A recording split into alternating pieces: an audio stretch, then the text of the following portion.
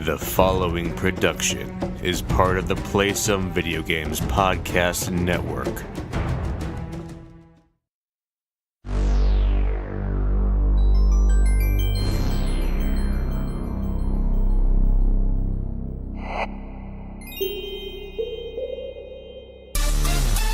I say it's time we focus on what really matters. The games. PlayStation.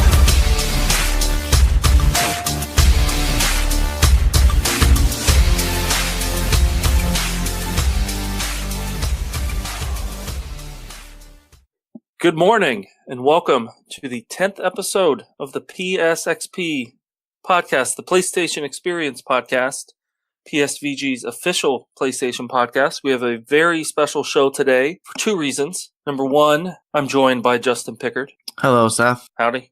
How's it going this morning? It's going, All right. Yeah, it's been a little bit, relaxing. Oh yeah.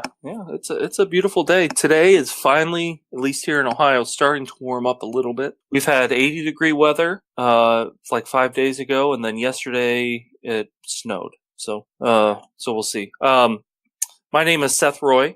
The other reason why this episode is special is it is God of War week. So we're going to talk a bit about God of War, a little bit about what we've been playing. And we're also gonna kind of speed right through this because one of us overslept, me, and the other one was just chilling out. So we're running a little bit behind, but we're gonna be in for a good show. Hopping into what we've been playing, I know that we're both doing Ni no Kuni. What are your feelings on Ni no Kuni? Do you feel like you're on the home stretch? How far are you into Ni no Kuni? I'm still pretty early on. I haven't really played a ton of games this week. Okay. And Ni no Kuni is just one of those games where you can only you need a little bit of time to before you can sit down, and you need to invest at least a half hour if you're gonna even bother. And I just haven't had a ton of time, so I'm still pretty early on. It's still my main game for sure. Yeah, same here. I think I'm like right at 10 hours. Pretty much right now I've gotten through, I'm doing kingdom building stuff, and then now we are venturing out and trying to talk to other kingdoms. Yeah, so you're about the same place I am. Okay, pretty early on, I know. I think it's supposed to get a little bit better as it goes. So, okay. So yeah. I will say, you say it's supposed to get a little bit better as it goes. It feels very fetch questy right now, and I realize that's kind of what a video game is. Go to point A and do X. But it feels very much like in Goldpaw, I'd go to a character and they'd say, well, yeah, I'll join you, but first you have to go kill 3 chinchillas. And so you go 3 chinchillas, and then you go back and they say, oh, I need a dandelion. So you go pick a dandelion, and then it's like, all right, are you going to come join me? So that's kind of where I'm at right now. It's still fun. I, enjoy it, but hoping the story picks up a little bit from here. Yeah. Have you been playing anything else? The only other thing I've been playing with any regularity is a game called Horizon Chase on mobile. It's a racing game, arcade racer. Controls really well on mobile. I'm just playing with you touch one side of the screen and it accelerates, and then you use your thumb on the other side to steer. Okay. Yep. And it controls super well. And it's just an arcade racer. You go through and basically you're trying to win every race and collect tokens along the way. The only reason I really bring it up is because it has been announced as coming to PS4 and to other consoles later this year as Horizon Chase Turbo. And I don't know what the price is, but I'd say if it's $15 or below, I'd say it might be worth it. And especially if it's $10 or below, it would definitely be worth it. If you like arcade racers, it's a lot of fun. So other than that, you've been playing anything? The only other games I did try out both PlayStation Plus games of the month, Mad Max and Trackmania Turbo. Did not like Trackmania Turbo at all. just seemed kind of boring, and I don't know. I think I like the cars, and I like their the driving, but like there's not like real races. Right. Yeah. So it is just time trials. Yeah. So I didn't realize that. So and then I did start Mad Max as well. I do think I'll like that. It'll be kind of just like a back burner game whenever I'm sick of whatever, main game I'm playing. But pretty good for a PlayStation Plus game for sure. Yeah. I wanted to jump into that, but Ni no Kuni, however you say that, has been around for almost a month now, and I'm 10 hours into it. So don't know when I'm going to get into these other games. Trackmania Turbo I really liked, but I would have liked to have seen some sort of actual races or something. Did you try multiplayer at all? The online? Yeah, I jumped in for like maybe 10 minutes. Okay. And that definitely made it a little more fun, where at least you're competing with people. Yeah. But still, it's not a race, it's still a time trial, I guess. So, right. But I thought the challenges were kind of cool. Cool. All right. So moving on, because we're boring and either are just playing the same game or not playing very much. We have a couple topics this week. First, before we get into Kratos and his history a little bit, we're going to look at this post. It was posted on the PlayStation blog just yesterday, and it is about the Totally Digital new release sale going on over the next 5 weeks. There are every spring the PSN kind of does some sort of collection of new games where there's a discount if you pre-order, or there might be other things going on with them. So over the next 5 weeks, there are 5 games coming out, and the pre-order PlayStation Plus discount is 20% for each of them, except for one of them, it's 25%. So if you go on the PlayStation Store and pre-order any of these games, you get a bit of a discount. Going to kind of run through and see if have you looked at this post yet, Justin? Yeah, I always like these games that come out every spring or early summer, and usually I end up picking up at least one of them because it's kind of like the Xbox Live Arcade from back in the day. Yeah. Yeah, I know this is how I got into Rogue Legacy. Was one of these games a few years ago. And there have been other really good games out of this sort of package. So the first game to come out next Tuesday, April 24th, is The Swords of Ditto. It describes itself as a compact action RPG that creates a unique adventure for each new hero of legend in the relentless fight against the evil Mormo. I know it's got some co-op. And in one way that you help your co-op partner if they're down on health is if you walk up to them and give them a hug, and then it gives them some of your health. So it looks like a super cute game.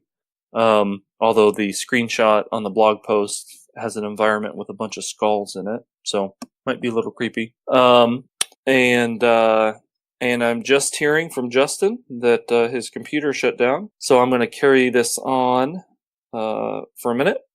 So anyway, Swords of Ditto. I know that I'm looking forward to it, and think I'm going to jump in on that. The next game, Guns of Icarus Alliance, the ultimate team-based steampunk airship combat game where 6 factions vie for control of a world ravaged by machine. Become a pilot, engineer, or gunner in an epic PvP and PvE airship battles with 4 players manning each ship and up to 32 players in a match. Repair your ship's armor, gun down enemies, and deftly weave in and out of combat to dominate the skies in a variety of game modes and maps. This doesn't really excite me. I think it sounds like a cool idea, but I don't do too much with online multiplayer. Welcome back, Justin. I am here. All right. Technical difficulties for a few seconds there. That's all right. So I'm just going through. I talked Swords of Ditto and then this Guns of Icarus Alliance game. Now, Trailblazers is a cooperative arcade racing game where one car or whatever is on the track and paints a line. So if your color might be purple, then if your teammate comes behind you and is on purple, they go really fast. But if they get on the other color, they go really slow. And I don't know too much more about it than that, but it looks super colorful, and it's definitely check out the trailer. It's pretty neat to watch. Then a game called Laser League, which is a Lightspeed arcade multiplayer game where it's 3-on-3, and it's a top-down multiplayer game where, I don't know, kind of reminded me a little bit of Rocket League. Okay. It's hard to explain, but if you're the red team and the other team's the blue team, there are different lasers of the red and blue color that go around the map, and you can run through your own color, but if you get hit by the other color of laser, then you're out and you get eliminated. And the team that gets eliminated first loses. And then if you run into or attack somebody on the other team, it kind of stuns them. So then that's how you try and get them to be eliminated. So I watched a little bit of gameplay yesterday. It looks really cool. But again, it's a multiplayer game, and I'm never sure how, which one of these multiplayer games is really going to kick off. Yeah, exactly. And then the final game of this collection is NBA Playgrounds 2, the sequel to last year's NBA Playgrounds, which is sort of NBA Jam-like arcade NBA game that was fun. I played it on Switch last year, which got a neutered version of the game. Didn't have the online mode to start with, and never got any of the updates for a long time, and so I'm kind of sour on NBA Playgrounds, but I know a lot of people had a lot of fun with it, and hopefully the new game will improve on that. So Justin, right now, I know you said sometimes you hop in on one of these kind of games. Are any of this collection jumping out at you? The Swords of Ditto definitely looks kind of cool. The art style is really interesting. It kind of looks Zelda-like, even though I'm not really, a huge. I never played the old school Zelda games, so yeah. But I can recognize that's definitely what it's kind of going after. So that looks really cool. So I think I might pick that one up. It's one of those things where I'll probably look at the reviews of that. That Guns of Icarus game looks really cool too. It looks like it's really online heavy. Yeah. So I probably won't end up playing it, but I don't have like a crew or anything, but it looks really cool. Yeah, that's those middle three games: the Guns of Icarus, the Trailblazers, and the racing. No, the Trailblazers is the racing game. The Swords of Ditto. Yeah. Not Swords of Ditto. The third one. Trailblazers, Laser League. Laser League. Yep. Yeah, okay. where all three Trailblazers, Laser League, and Guns of Icarus are very multiplayer teamwork heavy games, and even NBA Playgrounds, I think that will be best being able to play online. And so that's the one thing that gives me hesitation about any of these games is I don't know. I bet one of those three will hit, but I don't know which one it'll be, and then you're left. There's nothing worse in modern gaming. Well, there are things worse, but than jumping in on a multiplayer heavy dependent game and then nobody's playing it. And so that is the one thing that I'm worried about for those games. But Swords Ditto, I will be on. Okay, are you ready? Are you ready? Sure. So important question. Have you ever played a God of War game? I have. Okay. Yep. I'll run. Yeah. Briefly, I'll say I played the first God of War. I was probably too young to be playing it, but I played it. Because there's some weird, definitely R-rated stuff in there. Okay. Not just the violence. The violence, and there's some other sexual things in there. Yep. And then played God of War 2. Didn't play God of War 3 because I didn't have a PS3. So, right. That's how that went. I liked them when they came out. I was into action games, especially on the PS2 era. So, and they were very good action games. That's what they were. Yeah. The only one that I've played any of is God of War 3. And I know that I basically played the opening fight scene where you fight Poseidon, and then I forget what happens. I think Zeus kills you or something, and you go down to Hades. And I think I stopped sometime when I was down in Hades. So I really didn't get far. I liked it. It's like you said, it was a really good action game. But it's very gratuitously violent. So I'm not sure what the new game will be like. I'm sure that it will be quite violent, but I don't know. I watched one of those IGN God of War story in 7 minutes videos yesterday. Which it's a good, if you want to know what's going on generally in the saga of God of War. I actually watched that too yesterday. So and it the story is crazy. I mean, as any video game story is, but it is very, very violent and bloody. So I don't know that I really see myself. I don't know. I'll have to see how this new game is. Not that I don't play violent games and whatever, but I don't. It's harder for me to do that now with kids and worrying about them walking in and whatever. So it's certainly a very adult game and always has been. And like I mentioned before, violence. It's over the top. And you can either enjoy that or not. But like you said, even if you can see past that or don't mind it or even enjoy it, still doesn't mean you can play it in front of your young children and stuff. Right. And then you throw in like the weird nudity and like sexual things that were in the first couple games, and it's like, well, this just like, come on, guys. But that was long. That original game came out 2005. 2005. So I guess that was quite a long time ago. But I remember even like as I was playing it, as I was a child. I was a kid at the time.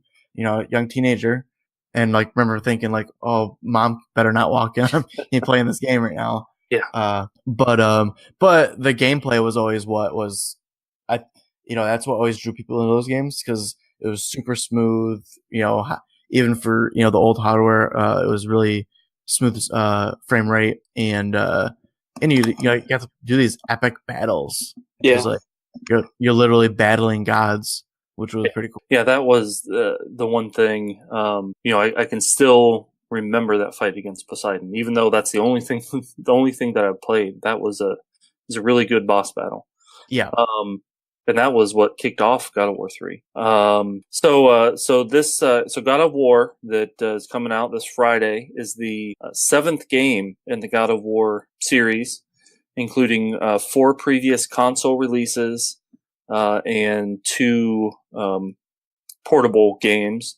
And each of the games has been like the PSP game or PS2 games were re-released on PS3. The God of War 3 was remastered for PS4. The PSP games were remastered for PS3, so they've been kind of everywhere. And I was actually surprised that at how successful they were critically. I just never, because it's not something that really spoke to me. I just never really paid much attention, and I always heard people complain about Kratos and how one-dimensional of a character he was, and how they didn't want to play it because he was so one-dimensional. Yeah. Well, God of War. And these are all Metacritic scores. God of War 1 had a 94, 2 had a 93, Chains of Olympus 91, God of War 3 has a 92, Ghost of Sparta 86, God of War Ascension, which was the prequel on PS3, got an 80, and then the new God of War currently has a 95, which I thought was like, oh, that must have blown the whole series out of the water, but really that's just keeping in line with all of the mainline God of War games. Yeah. So I was a little, I mean, that's great. I was a little surprised by that.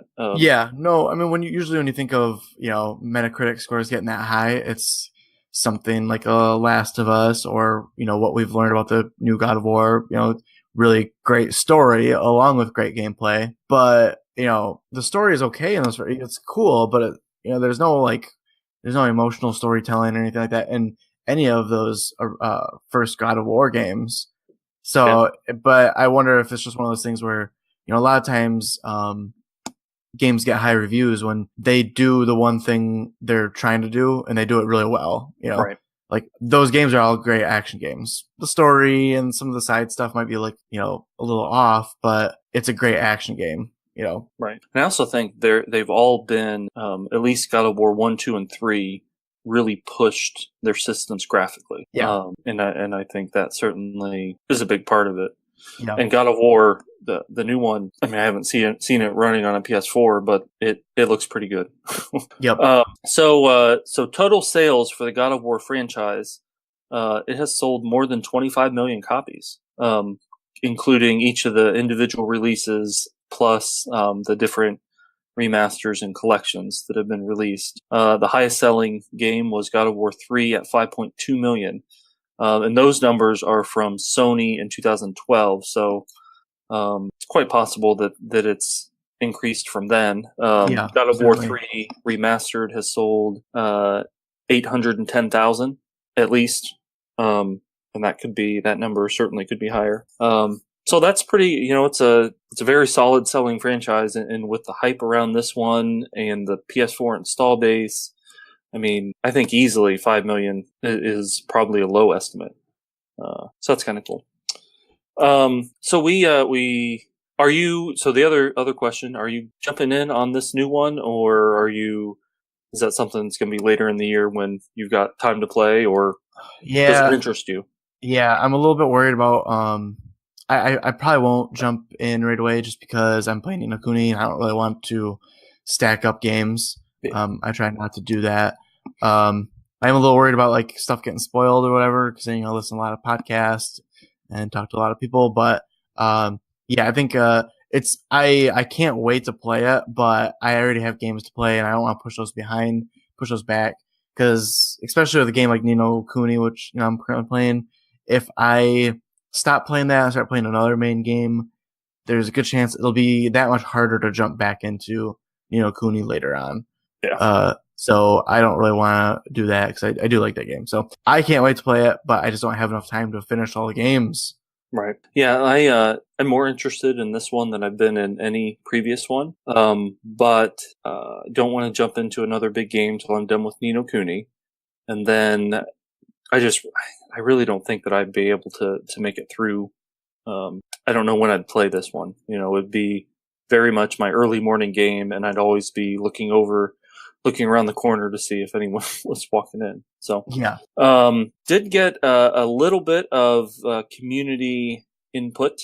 First from Paul Calicote, who we've heard on Twitter a few times. He sent a pretty lengthy email to the show, which you can do at psxppodcast@gmail.com. And he is a big fan of the series, mainly because he enjoys Greek mythology, the stories of Hercules, Jason and the Argonauts, and etc. And he loved the first couple games. And then as he was getting married, preparing to get married, God of War 3 came out. And so that necessitated a new TV, PS3, and the game. And I guess his wife kind of looked at him crazily because was about $1,000 to jump in on one game. Yeah. Which I can get. And so we had her play it for a bit, and she played for a few hours, and I guess really enjoyed it. And they went back and kind of played through the whole series. Yeah, which is awesome. That's cool that he had to bond with his soon-to-be wife at the time. Yeah. Over God of War of all games, which is kind of funny. Just because it's such a violent game, but that's great. So that's really cool. But yeah, I really appreciate Paul writing in about that. And yeah, I played with, dropping, over $1,000 on one game seems kind of crazy, but we got the PS3 now, we got the TV. It's not like he was paying $1,000 for God of War 3. Right. And then he mentioned I guess in God of War 2, there's a rock creature that's hidden in your path. There was a pretty good. I guess that's a pretty good jump scare that he enjoyed. So he is ready for the new game. And the other community person at Haley Zor-El is looking forward to Kratos, and it's her first God of War game. So it sounds like this one's a good one to jump in on. Yeah, certainly. If anything, I feel like maybe people who, because it seems like such a strong departure from the other games, as far as like a little bit of gameplay and the fact that there's actually a story and everything. Seems like, if anything, if you played the original ones, you might be thinking you're getting into something different. I definitely think this is a good one to start off with. Yeah, it's definitely. And also the other thing that I don't know that I like about it is the perspective is a lot lower. It's more of like a Last of Us perspective. And then also the combat supposedly reminds people of Dark Souls, Bloodborne, where you're using the R1, R2 buttons. And I really like that style of combat. So, and with that, I think we're good for the week. The notable new releases are basically God of War and Yakuza 6. Also is out this week. Which I don't know, I'll never get to. There's too many good games, Seth. Yes. I have so much time. So, and with that, I think we are going to sign off. So, you have anything else to share before we sign out? Nope. I'm gonna, I'm excited for everyone to get into God of War this week. Nope. I'm gonna keep playing, Kuni though. And I'm on Twitter at Justin Pickard. And you can sometimes see me do stuff there, or head to Discord. Maybe I'll hop in there every once in a while and talk to our whole group. Yep. Yeah, we're on Discord. You can visit playsomevideogames.com to find the link to the Discord. And there are people on there throughout the day chatting about games, life. I was about to go into the Married to the Games catchphrase there on accident there. I was thinking it too. It's all right. That's where we all came from. Oh yeah. So anyway, you can find us on Discord. You can find us PSXP on Twitter at PSXP Podcast. Come on, share your impressions of God of War. We will be living vicariously through all of you as you play God of War. Although maybe don't share spoilers with Justin because he might play it someday. Yes. And with that, we're going to sign off. Everyone have a great week and never stop gaming.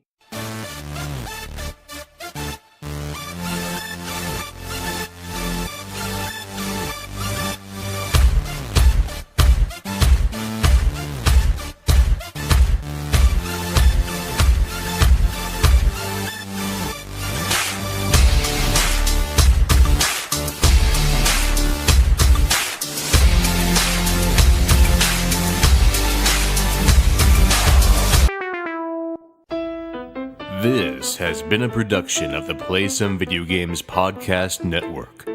Find more great content at playsomevideogames.com.